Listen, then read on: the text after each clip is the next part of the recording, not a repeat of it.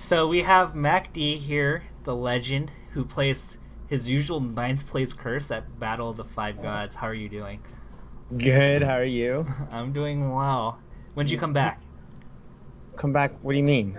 to Like California? Sunday morning, our flight was at 7 a.m. Oh, that's disgusting. I'm sorry. Yeah. I don't But think I've ever seen you wake up earlier than like 10 o'clock in my life. what? I normally wake up between 8 or 9 a.m. Oh. So you're like a responsible SoCal smasher. I go to bed between 12 to 1. Okay. For some reason, I thought you woke up late. So That's how everyone else in my house. so how did it feel? How was the event? Like I didn't get to go, which made me sad. Oh yeah. It was actually a lot of fun overall. Well, for me it was like literally all I did was the event because I showed up at midnight Wednesday night where everyone else got in like midday. So I was like show up at midnight. Then we were on call at the event all day. Like we couldn't leave or explore or go to any other parts of the convention. So it was like did that all day. Then, went to like the daily dot thing and then went to the thing all day and then went to bed and then yeah. But the event itself was really nice. It was really cool. I liked the way they handled it. It was nice being in the theater and backstage and special and So wait, what do you mean? Like how? Like what specifically did you like, or like how did they take care of you guys? Did they give you so food or what's up? so yeah, it was kind of like one of those all-inclusive like they brought us lunch and dinner every time, but it was always sandwiches, so we kind of got sick of the sandwiches, but it was still free food. Yeah, Um, I would say, it was nice because there were setups, there was space, there were couches, we could watch the stream, there was a TV, and we were in a theater, and it was just, super production value. So it was cool just being a part of all that and seeing all that from the back end. nice. So what was your mindset? Like, how did you prep going to this event? Because it was interesting because you got to know your pool ahead of time, so you had at least about a week to prep for your opponents. So what did you end up doing, knowing that you knew your opponents? Well, so we knew, I knew Mango, I knew Mango was gonna go Fox or Falco, but it's really hard to prep for him, besides like watching one of our old sets, and a lot has changed with him since then. So for Mango, it was just a bunch of like general thinking, like, all right, just do better and you'll be able to beat him. Axe, since we just had sets at Rubicon, I went over both of those with Kirby Kaze, and he helped point out a lot of things that those areas where like I would be over aggressive by like one step, and I would take like 60% for it. Mm. So he pointed out a lot of that stuff so that I would do better against Axe, and I'd say a lot of that helped out since What were some specific things that he was like pointing out? Because I'm pretty sure like I noticed like little conscious decisions you're making in neutral that were very different. But was there like one or two big things that you noticed like that are specific? I mean, it was I'd overextend on a couple edge guards and just take a hit, or I would overextend on a chase, and I would like chase hard with a dash attack or chase hard with something when I had no business doing that. It's kind of like what you told me that one time too. But Uh, like we pointed out more specific situations that I kept doing that against Axe, and so I tried to just avoid those. were you surprised that it turned out to be a 3-0 in your favor? Um, Honestly, only a tiny bit, because I don't know. A lot of people don't know this, but me and Axe had a long history, and I was up like 9-1 in sets before like last year or something, Yeah. or the last year or two. So I was up like 9-1. Then the few tournaments we played at, I have different kinds of Johns for, but whatever. And Axe won a lot of those. And then we had SmashCon, which was a really close set, and I barely lost that one. And then DreamHack I won, and then Rubicon we traded sets. So I know that he's beatable, and Jesus. It's okay. We can. Um, so for Drug Fox, right? Like you beat him twice, as Sheik. I believe at a NorCal tournament. It was like it was the do you Fox with it, I believe, or was it I'm not I'm yelling? not yelling. It I'm was not I'm not yelling. yelling, and then you beat him at Paragon LA. He beat you as Falco at Genesis 3. And so, what was your like mindset going into playing against Drug Fox? Because I feel like he has a style that can frustrate you. So I expected him to go Falco for the first like few days, And then about a day or two beforehand, I noticed there was a set where he was going all Fox at like his last couple tournaments and went Fox against Baka. And in the interview at that tournament said he specifically came to this tournament just to play Baka. So I was like, all right, so you're probably going Fox against me after he was doing all that. Yeah. Uh, and so against him, there was nothing like I was talking to KK about it, and there was nothing I could really do to prep for him. It was just kind of like, all right, well, just be on point and try to do stuff, and you should probably win. It's like, all right, I can do that. And then you Uh, didn't. And I didn't win, but I would also say I haven't rewatched my set versus him yet.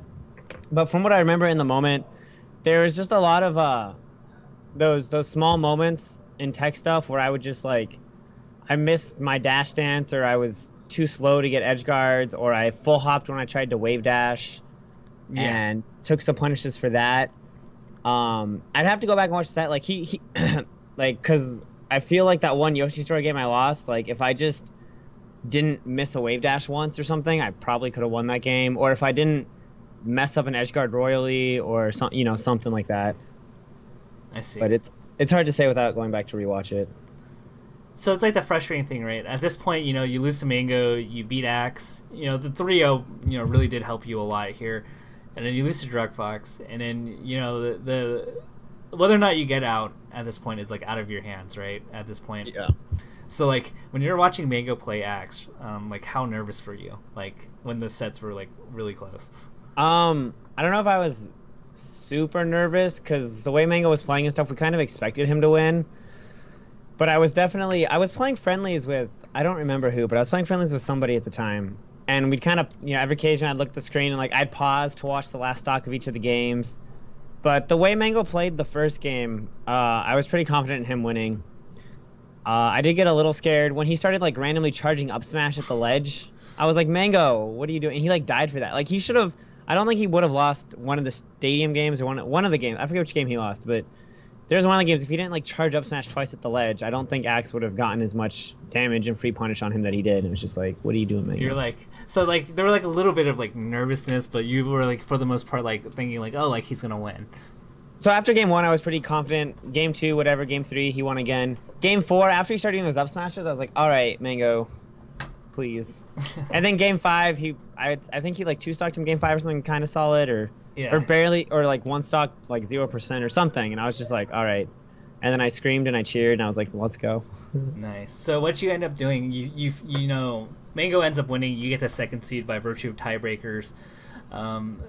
What did you end up doing after that?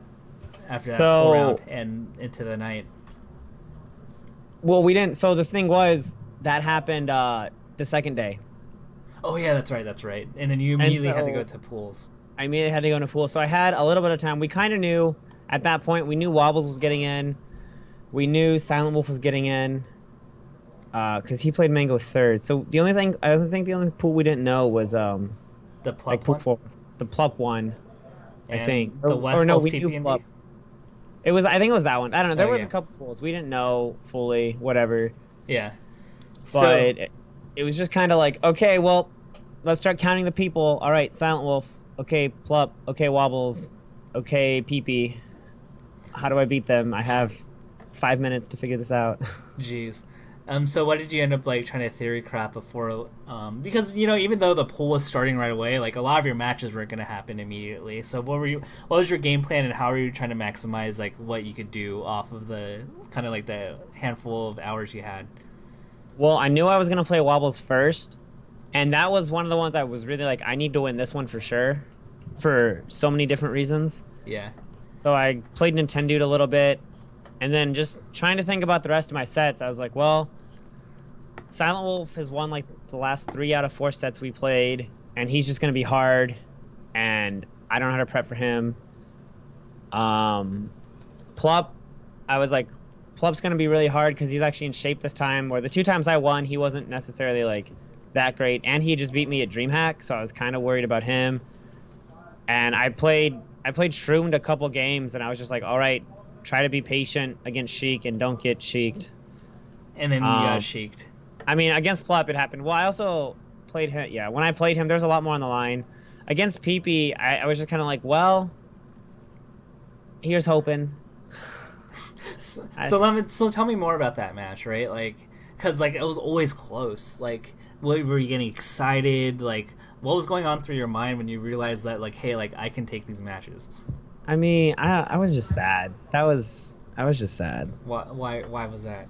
because it was obvious PP wasn't playing up to his expected standards, and it was just like it was just sad because like I'm not beating the real PP, and then it's like if I win, good, and if I lose, then it's like wow, I'm extra bad because I'm losing to quote unquote bad PP. So everyone's gonna be like, you know, just going off on me. So it's kind of like one of those. Well, I have to win, Mm. but no matter what, it's a sad outcome. And so it was just like, so when you won and it was a 3-0, I believe, you were just like, oh, like I knew he was playing bad. Like this was like nowhere near PP's potential. It was just obvious. Like some of the hits I got on him, the some of like he missed stash dances or he missed space things or he just kind of ran in and I just spot dodge grabbed him like, or I mean I So spot dodge like down smashed him. I so don't know. what was it about PP? Did he just not have the patience, or was the just precision not there, or was it just everything? Uh you could just tell that he was like he's Uh, just running out of energy and kind of getting tired and so it's like one of those I'll try and I'll try to get this and he'd either misspace it barely or just kind of I think he would just misjudge situations also mm.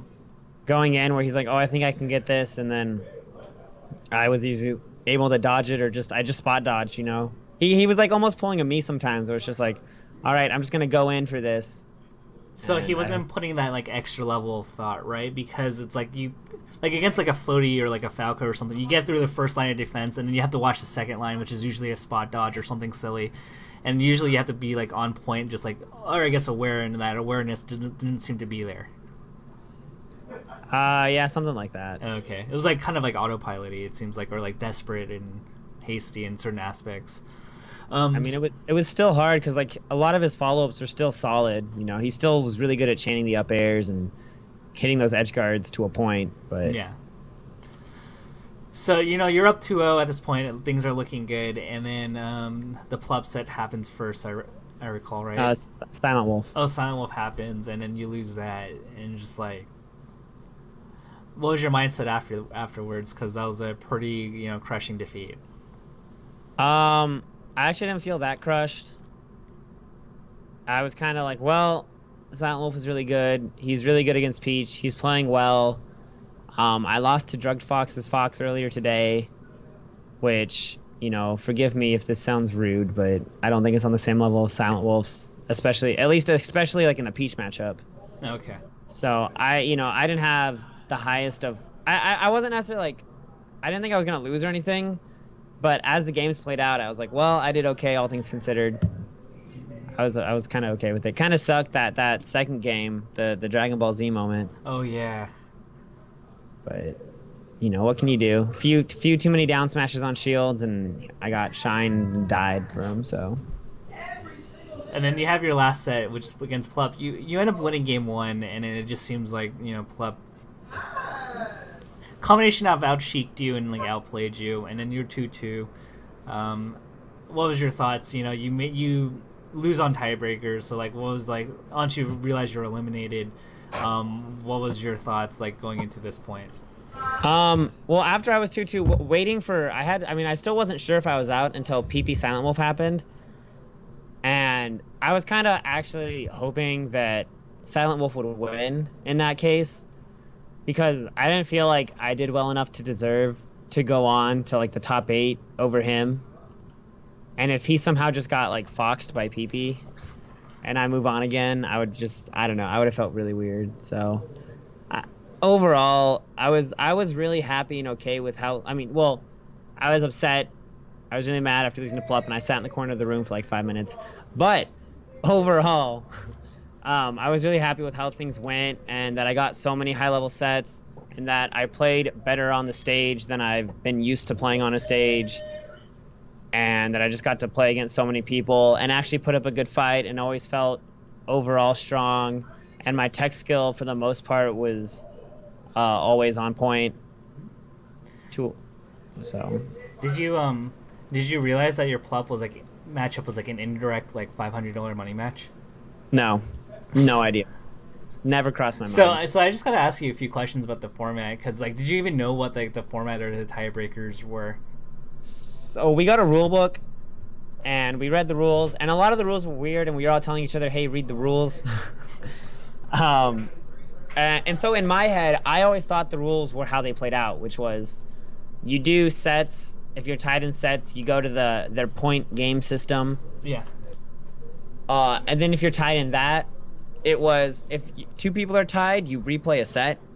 You don't go who with won the head to head. You just replay another set for some reason. And then if there was a three-way tie, you do the round robin stuff. So I always thought that was the format, which is what it turned out to be. But then Blur misunderstood, or you guys misunderstood. There was a bunch of A confusion. guy initially tweeted something that was completely wrong. So I don't know what happened. I just saw that you guys were talking about that. So then we just asked him in the morning to clarify, and it was all fine. So, let's say hypothetically, you made it to the top eight, where like the gods quote unquote drafted, the player they wanted to play against. Who would you have wanted to play? I would have wanted to play Armada. I really wanted a rematch with Armada, just because I don't know. I always like playing him. I like seeing how I can do against him, and we haven't played in a set since CEO. However, I know I was gonna get Hungry Box, so which would be fine. I actually don't mind playing Hungry Box because each time I do better. So yeah, do you think that matchup is doable? In my head, it's no worse than some other top tier matchups that people do and win. Like so, what? Like Chic Eyes Climbers could maybe be as bad as Peach Puff. Peach Eyes Climbers, in theory, might be that. I actually think Peach Eyes Climbers might be worse. The way Wobbles plays it. If you can combine Nintendo's and Wobbles, who knows what that matchup would look like. Dude, you made when we were watching that set of you against Wobbles, it just looked utterly, utterly hopeless. You got everything you wanted, like random janky down smash as he dashes in, like you got. Yeah, he just doesn't know the matchup as well. Like Nintendo, after playing Wobbles, I would say, I mean, maybe if I played Wobbles another set or two, I'd change my mind. But I feel like Nintendo just knows the matchup a lot better than Wobbles. He has like 100 different tricks, and he kept pulling a different one out of his bag. But a lot of his tricks don't work against Peach. Because I was talking to Nintendo about this, and I feel like Peach can always half commit against Ice Climbers, whereas a lot of other characters either they commit or they don't. So like by Peach, by the virtue she can go in and just kind of float there and wait. She can wait for you to finish doing whatever buttons you're pushing. And if she can get in, she will, and if not, then she can run away. I see. And then, so like you get ninth place here. You got to watch. You got invited to this large event. What are your next goals coming up? Stop down smashing Fox's shield every time. No, I'm just kind of keep improving. As long as I keep improving and seeing it, it sounds really bad, but like the things I really want to work on are getting my like wave dashing a lot more clean. And follow-ups, because it kind of seemed like my two biggest problems this tournament. I haven't been able to rewatch all the sets, but from what I remember, it was like I would miss big follow-ups, or I would just like instead of wave dashing, I'd jump, or I'd air dodge in place, or I'd just like miss it, and it's just I get punished for it. So, yeah. And that's huge. I remember one. Go ahead. Yeah, well, there was one point against Plup. I specifically remember on Battlefield. I was like mid-stage, and I had so much time to like run and grab the ledge, and if it were a friendly or like any other Sheik, it would have been so easy to do that. But against Plup, I like pulled a turnip, freaked out, like I think I like slowly walked to the ledge, threw it, it didn't even hit the edge, and I was like, oh, I'm so scared right now. Like so those situations I really need to like just be more confident in too. I see. It doesn't happen much, but I think I really remember that moment. I hope the VODs go up soon, by the way. Yeah. Oh, go ahead. I was gonna say me too. So I got a rental car today, so I can finally drive around again. Dude, that was so unfortunate. Yeah. Oh well. I'll have to. I'm in shopping for another car. But anyway, any closing thoughts? Uh, it's funny. I was thinking about this that I haven't actually done like high level teams since DreamHack at a major tournament, You're right. and it's really weird because I feel like I'm getting worse and worse at teams. Wait, you didn't play a Genesis? Nope. Oh, that's right. I'm Yeah, sorry. yeah, I was gonna be with Leffen, and it was a risk I knew in case his visa wasn't ready, even though there was a possibility, and then it didn't happen, and then I actually still could have found a teammate, but I told Sheridan too late. It was like me and Fiction were gonna team, like throwbacks, but then I guess I told him too late. Like the last time I should tell him, we didn't have a good communication on when the like final date was. But yeah, anyway, so then that happened, and then nothing in February, and then this event didn't have any, and Smash Summit 2? Pound so 6? well there'll be Pound at least finally, and then Summit if I get in, but We'll see. I yeah. I don't think I should say my thoughts on that here. Alrighty, that's fair. Alrighty. Well, thanks for coming on.